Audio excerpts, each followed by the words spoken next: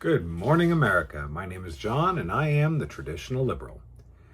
In the late 1800s, schools added a course that they called domestic science to the school curriculum. This course eventually became known as home economics until being stripped from most schools in the 1980s and 1990s. The places where it remains have since rebranded it as family and consumer science. The primary criticism of home ec is basically that it reinforces gender-based stereotypes of women being domestic workers. As such, feminists have worked hard to get it removed from public schools with great success. And that's dumb. First of all, I took home ec in high school, as did my wife, 2/3 of the way across the country from me.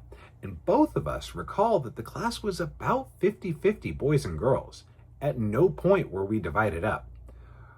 It wasn't like, girls, you learn to cook and sew. Boys will learn tax filing and appliance repair.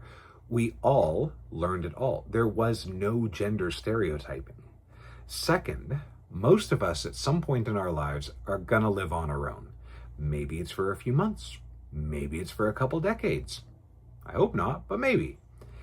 And we should all know how to do our own laundry without ruining it. This isn't gender stereotyping, it's basic life skills that we should all have. And third, some of us, mostly women, will choose to be stay-at-home parents.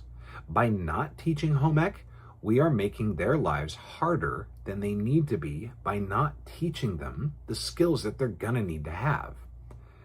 My wife read an article written by a homeschooling activist in Texas who argues that home economics should not be taught in schools because it should be taught by the parents. Now, we do homeschool, and my kids will all know how to cook, clean, maintain a house, a car, etc. But I have to say, I actually find her argument to be somewhat insidious. She knows full well that many, if not most parents these days, do not have these skills themselves or the time to teach them. Arguing that these skills should only be taught by parents would exacerbate a kind of social stratification that we are already seeing, in which some people are highly capable and others struggle with the basics of life. You see, in her ideal system, her kids will be the ones with knowledge and therefore power. Her kids will know how to save money and health cooking from scratch, how to maintain a clean home, host a dinner party, balance a budget, and avoid poverty behaviors. And other kids won't. Those kids will be left behind while her kids get every benefit imaginable. And I don't think for a second that she doesn't know that. My wife does like 95% of the cooking in my house, but I do know how, and I help out when she needs a break. But I didn't learn from my parents. Mostly, I learned from home ec. And if I hadn't had that, I would be starting from scratch as an adult.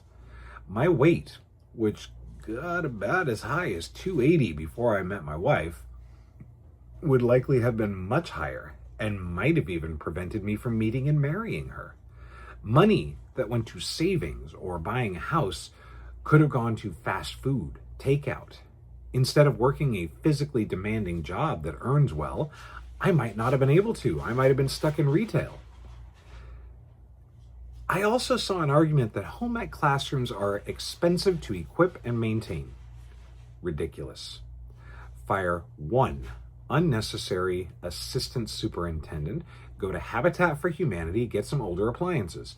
And as a bonus, when those appliances break, and they will, you get to teach the students how to search a model number online for tutorials on fixing and how to follow those tutorials. If my class had done that, I might not have fried our last dryer by shorting it out during disassembly to replace a $30 plastic bearing. See, basic life skills like these are important for everyone. And not only should home ec be taught to every high schooler, it should be expanded. And that's all I have for you today. Please subscribe if you'd like to hear more and comment below your thoughts. Thank you and good night, America.